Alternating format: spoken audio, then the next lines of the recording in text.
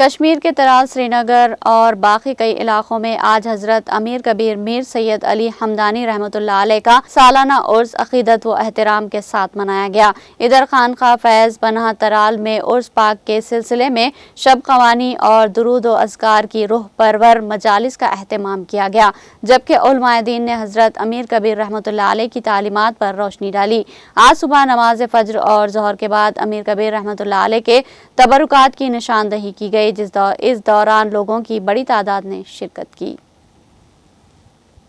رب العالمین، اللہ کا بڑا فضل و کرم و احسان ہے کہ آج یہ 2025 کا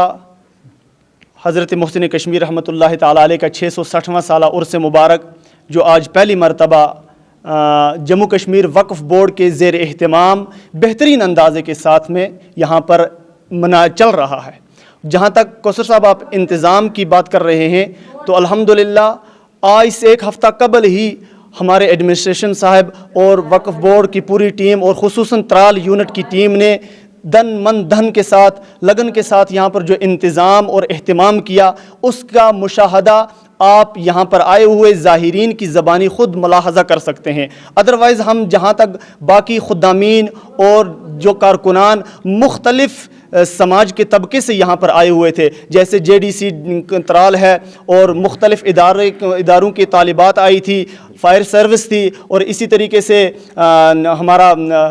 ہیلتھ محکمہ تھا یا باقی بجلی سپلائز تھے، اسی طریقے سے PDD والے،